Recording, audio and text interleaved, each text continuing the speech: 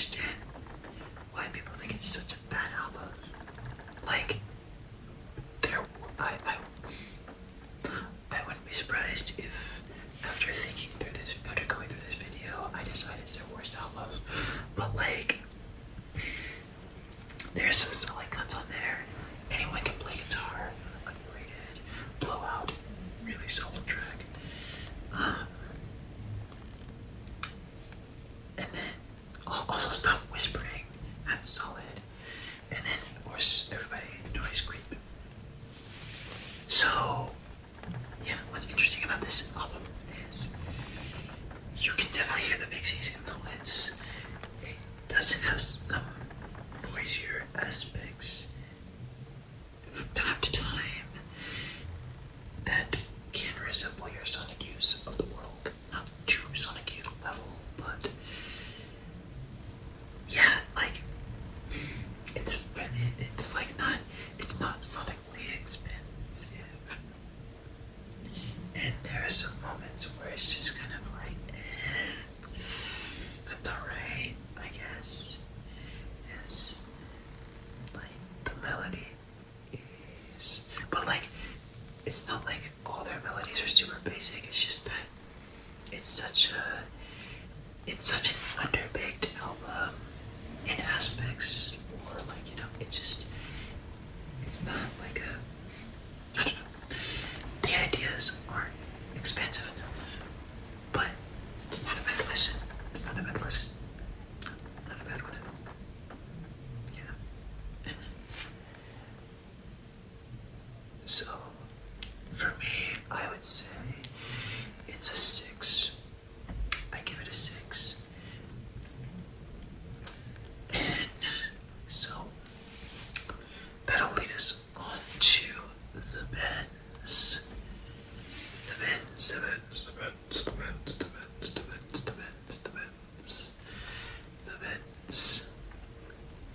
A lot of people who can't get into Radiohead say that this is their favorite Radiohead album.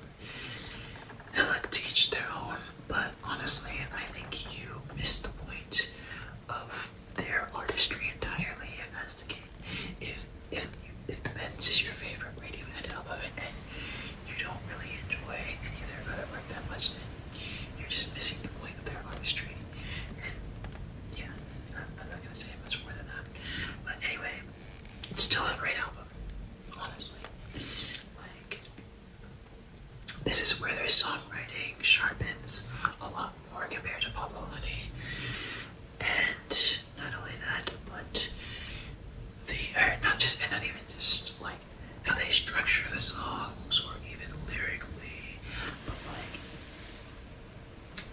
instrumentally, it just, yeah, there's some really good chord shape. It has really good melodies. Planetilics, really good melody. And those chord changes on just, it's almost like they had an instrumental chorus and then Tom's hook was just kind of like supporting the instrumental chorus, like, you do it to yourself, do it to yourself, that sort of thing. Like, yeah, so Just is an underrated song, but of course, Fake Plastic Trees, songwriting masterclass. High and Dry is a really good songwriting moment, and you can kind of hear that, them starting to make each song kind of have a separate part. They're like a separate melody set, a separate set of instruments, including vocal. Yeah, you especially get that on High and Dry. Fake Plastic Trees is more like what is it? Chronologically structured, if that makes sense, or structured in a build-up fashion.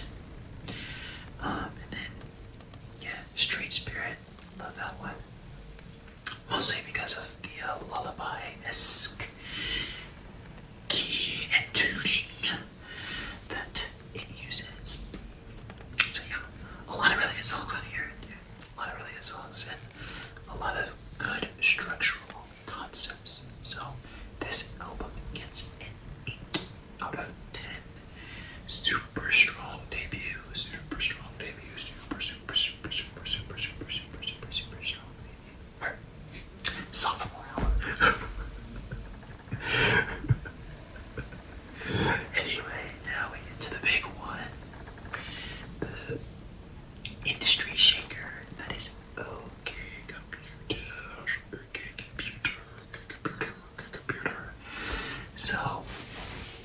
this one's interesting.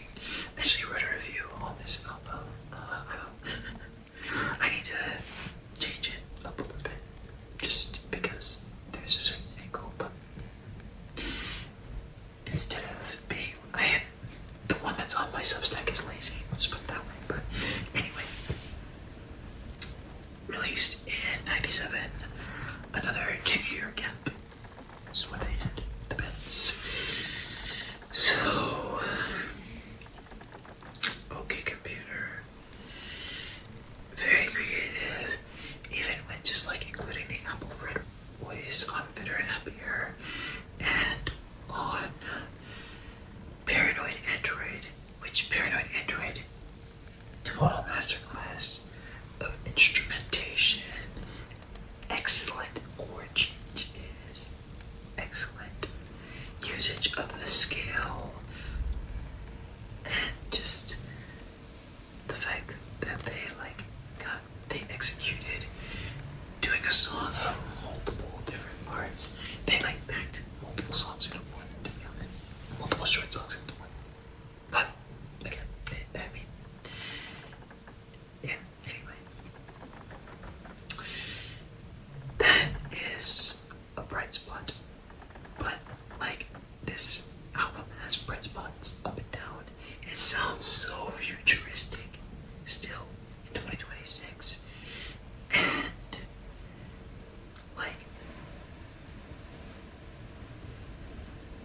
you can tell they wanted to expand their sonic and expand sonically, because they tried at some moments on the bends with that, but not fully. It was still very much just like your algorithm chasing alternative rock album, whereas here they go with sonic expansion. When you think about it, with subterranean homesick alien, really nice usage of space there. The ending of Karma Police, and then Fitter Happier.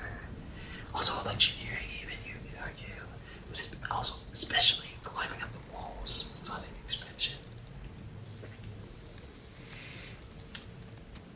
And no surprises. Excellent tuning. And honestly, that little 3-track sequence, no surprise, is through the tourist. Fucking perfect. So, yeah, this one, 10 plus for me. That's not a rating I give out lightly by any stretch of the imagination.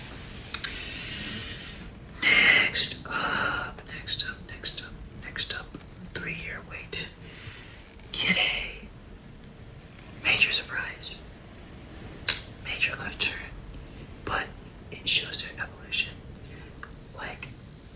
This one is even more sonically expensive than OK Computer. It almost doesn't even compare. To me, I would say that it's hard to choose between the two, but I think the songwriting on OK Computer can kind of take the cake over Kid A. Even though Kid A still has super strong songwriting and instrumentation, I think just how sonically expensive OK Computer was for its genre, because Kid A goes full-on experimental. It goes experimental, honestly. So yeah, that's why I would slightly take OK Computer, but Kid A is just as soon as you hear that keyboard or everything in its right place, you know you're in for a ride, especially with those vocal harmonies. Do it. You're in for a ride, and you certainly get an experience. It's so funny because my father is, or at least at one point in his life, he was such a big Radiohead fan for most of my life. Big Radiohead fan. And I think he still has love for the band. I don't think he speaks something. He has ill will, or he's outgrown them or anything. But he said it took him quite a while for him to understand this album. So still pulled it off like crazy. Because it's got this haunting quality to it. It's got such a haunting quality to it. And it just, yeah. Obviously, idiotic. Easily one of my favorite Radiohead songs. Morning Bell, excellent. And then that ending feels like you're transcending after all the heaviness. Because, let's be real, there's a heaviness to it. So yeah, this gets a 10 plus as well. However, I am giving the slight nod to OK Computer in terms of rankings. On to their 5th studio. Amnesiac, released in my birth year of 2001. So, people get so riled up when you call this album what it is. And let's be 100 about this. It's a Kid A B-sides album. Because the tracks are not finished. They just are not. They're not finished. And there's a lot of repetitiveness. It's very underbaked. The album as a whole is very underbaked. But it's a B-side. It's basically a B-sides collection. It's a Kid A. That doesn't mean it's a bad album. It's not a bad album at all. Like, calling it a Kid A B-sides doesn't mean that it's a bad album. All it means is they are artists. They are artists so good that even a B-sides collection can be a solid album. Also a testament to Kid A. Really good album. But anyway, I might be wrong remains one of my all-time favorite Radiohead songs, Desert Rock, and I also like how they shifted the mix in that song. Shifted the mixes in that song. So pretty fantastic. That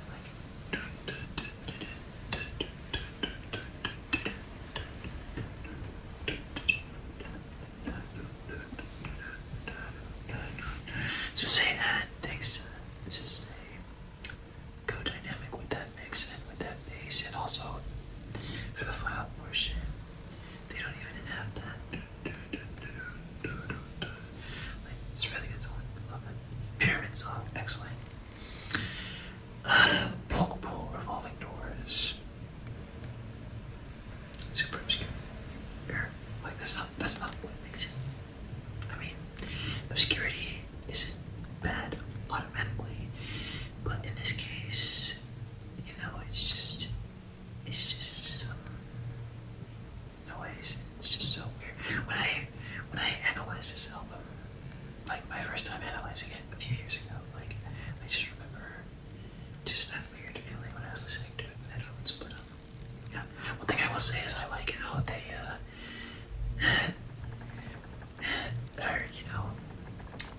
did an instrumental callback to the final instrumental portion of Pyramid Song. So it's interesting. But yeah, like Spinning Plates, that is such an underbaked song. They go so obscure, like they create this haunting ambience with it, but it just feels like they wanted to fulfill their record deal or something. But yeah. I don't know. Like a lot of vocals, it feels like a lot of the vocals. I mean, I guess to be fair, it is probably part of the charm. But I mean,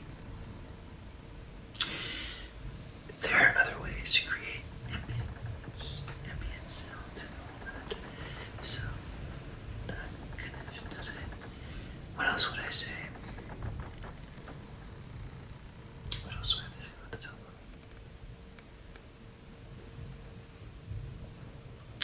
Who's Army.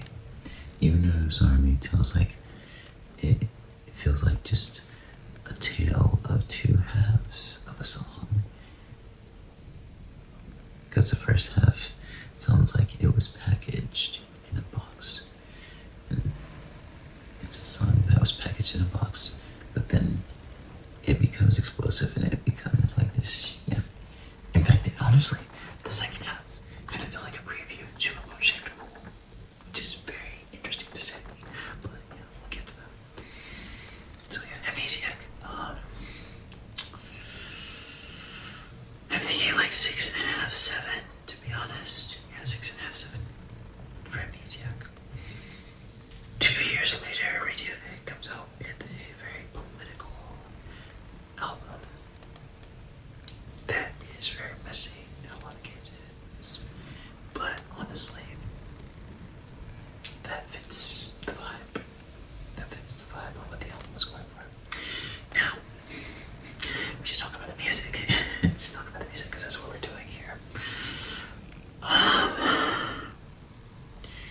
There are some moments when it feels like they could do a little bit more expanding, and that their melodies are not only basic but held back by the production choice. Because even though the production choice is very fitting for the themes, it also just kind of doesn't really. It makes it feel like they were forced to record it in someone else's garage. You know, I can still produce quality material. 2 + 2 = 5. Excellent. Sit down, stand up is one that I enjoy on casual listen more than I do on deep listen, to be honest. In fact, a lot of this album I enjoy on casual listen more than deep listen. Because I don't know how to feel about the little the raindrops that comes at the end of Sit Down, Stand Up. But they're there, really good song. Yeah. But also, I would say, lyrically, like, the consciousness is just something to admire. The consciousness is something to admire.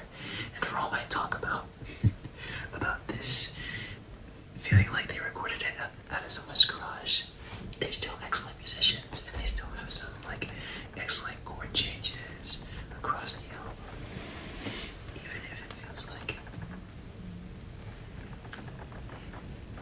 yeah. And also, I very much appreciate the lyrical themes. So for this one,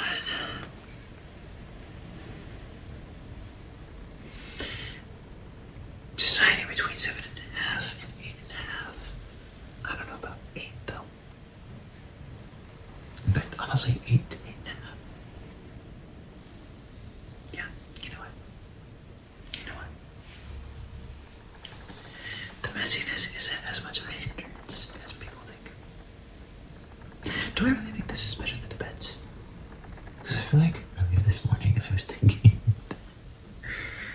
that, like, the Bends is better than Hail to the Thief, but I don't know, it's hard. You know, it's more like a 7.5, 8, yeah. So the Bends is better. Even though both are great albums, I would add. You know, both are really good albums. Next, we got more peak Radiohead. And it's In Rainbows. I can't remember if this album is more so tied to kindergarten or first grade for me, because it came out when I finished kindergarten, but the year I finished kindergarten, but that year is also when I started first grade. So yeah, I just remember the apartment that my parents and I were in at the time, and yeah, the album. Kind of remember the basement version too. I can remember when I was watching the basement version. But yeah, like, honestly, this to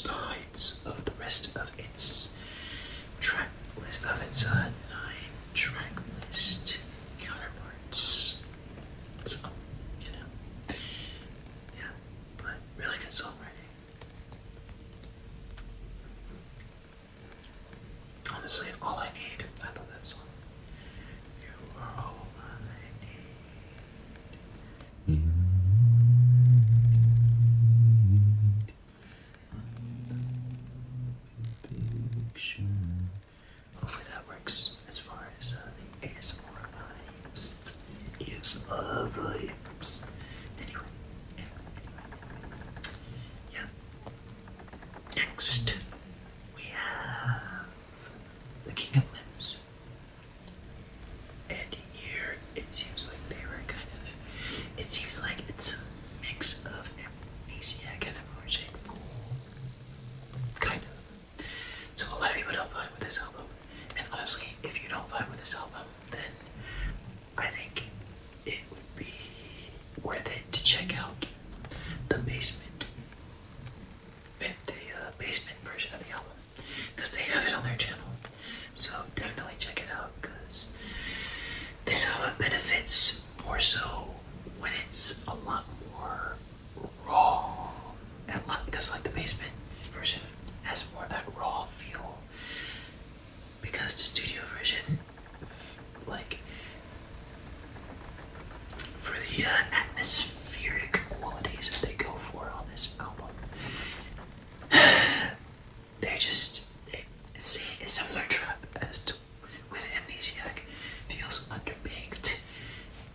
Like a lot of their ideas feel underbaked, and they feel like, oh, that's what it is. Songwriting wise, they're missing a lot. They're missing a lot. That's why it's better when it's raw. Because if you're gonna have it sound more polished and like it does in the studio version, then you'll need to pair with quality songwriting. Otherwise, the instrumentation feels like it leaves a lot to be desired. So yeah. I know I get technical with these things, but look, I can't help it. So I cut out, but I said all that to say that the King of Limbs is a 6. And I would understand, what is it? I guess I would somewhat understand. People think that Papa Love is better than this, but no, I mean,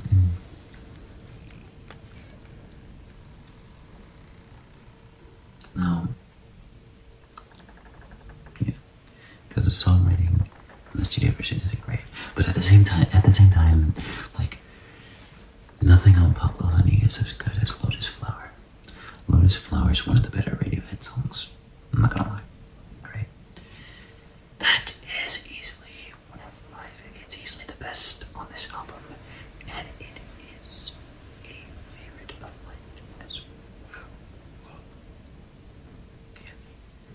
It's so funny how like the songwriting on that song is just night and day. You know? Yeah. Because the basement version, like, and to be honest, like, maybe that's what they were going for. They weren't going for like the same kind of songwriting that you get on, in Rainbows. They were just looking to do, but if you're gonna do that, then the instrumentation has to be killer, and it's killer in the basement version. Alright, done enough on the King of Limbs. 6. 6.5, to be honest. So, last, but certainly not least, a Moon Shifter. That album is,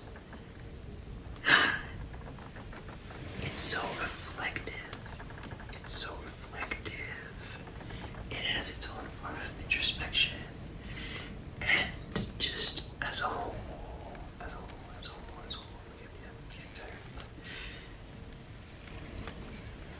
tired. I really desire to listen to this album, like at the top of a balcony, early morning, watching the sunset, and like sipping, I don't know, like matcha or something. Or just like eating breakfast or something. I don't know. It just gives that reflective vibe, that like really reflective vibe. Maybe like have like oatmeal or something. Yeah, that would honestly be pretty good. It gives that reflective feel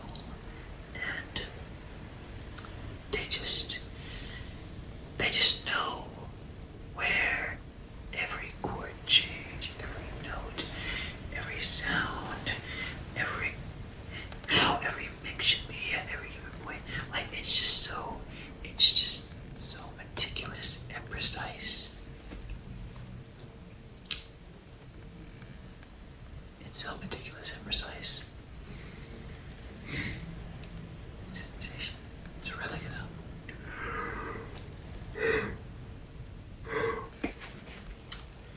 I don't know how many casual listeners would necessarily go for this album compared to other Radiohead albums, but like it just checks all the boxes. And then some, as far as like, you know, music, as far as compositions and musicianship goes. So this one will get a 9 for me. So final rankings, as I've been putting up on the screen the whole time. Okay, computer, get in rainbows, a moon-shaped pool. The Benz hailed the thief. Amnesiac, the king of limbs. Pablo